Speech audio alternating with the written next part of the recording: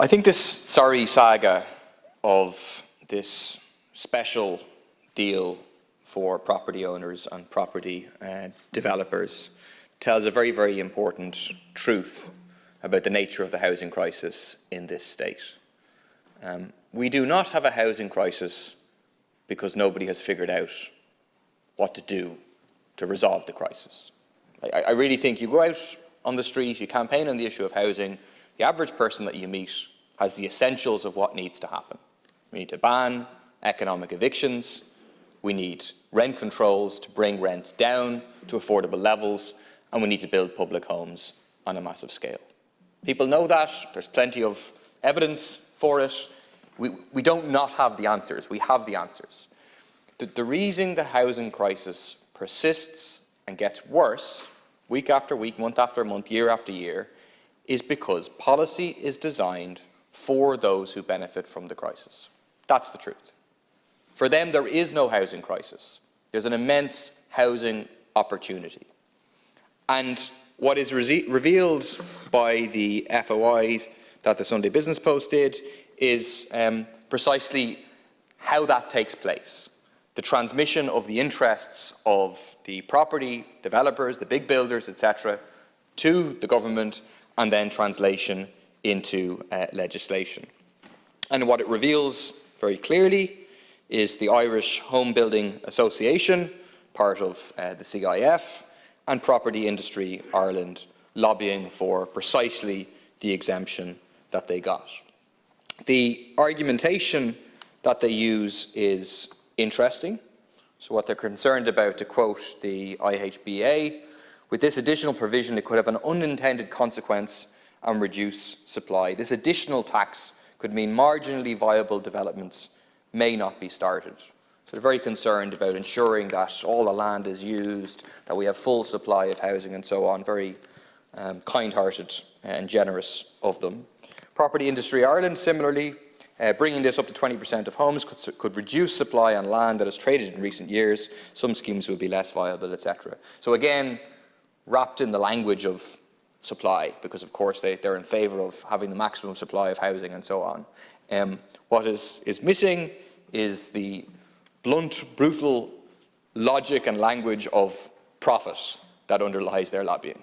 That's the truth. That's the job of these lobbying organisations, is to lobby for their interests, not for the interests of resolving the housing crisis. They don't care about resolving the housing crisis. They care about representing their members, and their members benefit by maximising profit. And a situation where they have to give up an extra 10% for social affordable housing isn't in their interest. And so they lobby against it, and the government welcomes that lobbying and then implements it in legislation, and for a brief moment attempts to say any attempt to do otherwise would not just be wrong, not just be disagreeable from the point of view of the government, but in fact be unconstitutional. And it remains the case that again and again and again, when the corporate lobbyists say jump, the government says how high. In the summer, you made a song and dance of reversing the cut to Part 5 housing. Great. Inadequate, but a step in the right direction. Empowering councils to buy up to 20% to build for social and affordable housing. But the truth is, from that moment, behind the scenes and underneath the headlines, the corporate lobbyists were working to gut the bill. And what we have can only be described as a sweetheart deal to ensure that it doesn't apply to any sites bought from 2015 to 2021. And to go into the details of what that means, the bottom line point is that there could be estates being built in the 2030s which are still exempt from the increases for social and affordable housing. 2030s, for a measure that's brought in now as part of a fanfare of how we're actually going to resolve the housing crisis and so on. And it underlines the fact, for me, that in order to actually solve the housing crisis, we're going to need a left government committed to eco-socialist policies and fundamental socialist change, which is willing to actually not represent the interests of developers, but to take on the speculators, to take on the developers, to kick out the vultures, and to take the big corporate landlord properties into public ownership. Second point I want to make is the fact that where we have public land, right? This is about private land, we get 10% or 20%, and that's, you know, an important part of the debate. But where we own public land, the idea that any public land should be handed over to private developers is outrageous. It makes no sense at a time of a massive crisis, and yet it still continues. And actually the government and the government parties try to make out that those who oppose the sell-off of public land are somehow standing in the way of addressing the housing crisis. Just last week, public land in Killinarden, suitable for over 600 homes, was sold off to a private developer at the behest of Fianna Fáil and Fine Gael. The Greens agreed with them.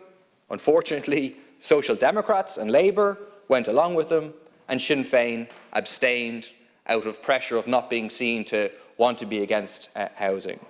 But the result is that 123 of those homes will be sold off at massively inflated market rates, totally out of reach of ordinary workers in Tallaght, and families who could have been housed there will instead have to watch on from emergency accommodation as private developers profiteer from public land.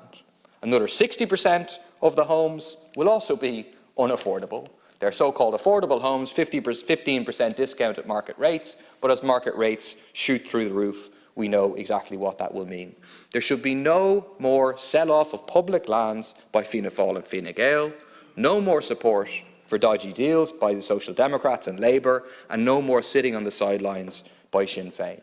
Instead, we need to draw a line in the sand and insist that public land is used for public housing.